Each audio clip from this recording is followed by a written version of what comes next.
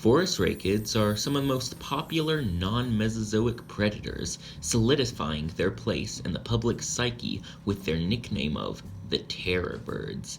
And today, I'll be discussing some of the members of this diverse carnivorous bird clade, their habitats, and ultimate extinction. The Miocene epoch was a period of Earth's history lasting from around 23 to 5 million years ago. This epoch is commonly thought of as the rise of mammals, with apes, whales, and other major groups of mammals becoming dominant within their ecosystems. Wolves and saber-toothed cats became some of the greatest predators everywhere in the world.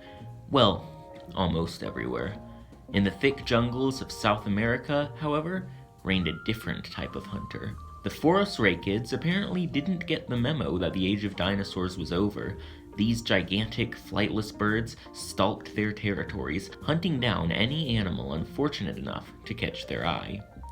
These birds could range wildly in size, from 3 feet to 10 feet tall. One of them, the Calancan, was the proud owner of the largest bird skull ever discovered, a skull measuring in around 28 inches. The namesake of the group, the genus Phorusrhacos, was over 7 feet tall and probably weighed up to 290 pounds.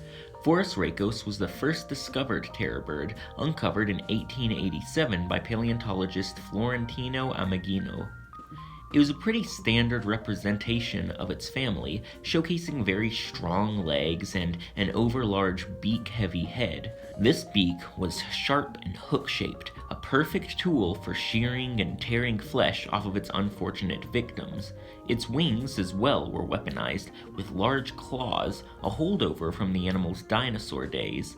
These claws may have had various uses. Some scientists suspect that they would have been used to grapple with big, struggling prey, holding them in place so it could use its deadly beak.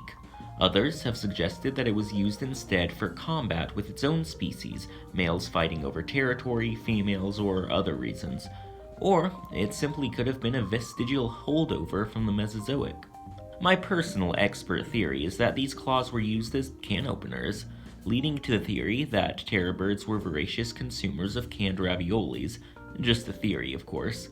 I don't know why I keep getting kicked out of paleontology conferences. I think it's quite reasonable. Despite its impressive size, however, some scientists believe Phorusrhacos and other terror birds were limited to smaller prey due to limitations of the beak and skull.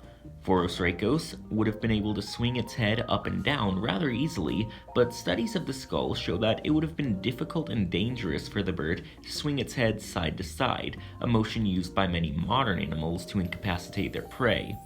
This could suggest that Phorusrhacids would eat by running down small mammals, lizards, or other little animals and snatching them up with their beaks. Of course, there are other theories. Perhaps instead of grappling with prey, the terror birds would attack with swift hit-and-run tactics, giving the prey a huge whap with their sharp beaks, retreating a bit, and then coming back with another attack. This would have repeated until the victim died of exhaustion and blood loss. However, there is yet another theory, and some look to the Phorusrhacid's closest living cousin, the Syriama bird. This bird hunts in a unique way, picking up its victims and slamming them down forcefully until they die. I've been watching this video all day, it's so funny. They also may have just kicked their prey to death like ostriches, and of course the hunting style may have varied from species to species. The Phorusrhacos, with its slim stature and strong, fast legs, could have had a different hunting style than, say, the Brontornis, a giant whose name literally means thunderbird. It may have been a slower, more ambush-oriented predator. Anyway, however they hunted, I'd bet you wouldn't want to be on the beak end of this thing. As mentioned before, Phorusrhacidae was an extensive family and species lived all through the Miocene epoch and into the early Pliocene. Around 2.7 million years ago, the Isthmus of Panama appeared, creating a land bridge from North to South America, two continents that were previously unconnected.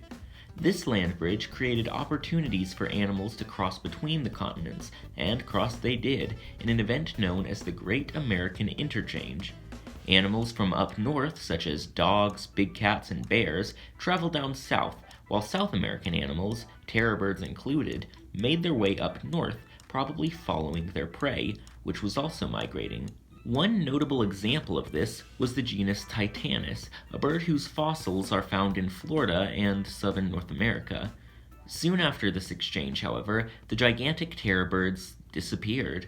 Their reasons for extinction remain largely mysterious, although it could have been because of competition from the new northern animals, climate change, or a mixture of both. All we know is that around 1.5 million years ago, relatively recent geologically speaking, the Phorusrhacos all died out.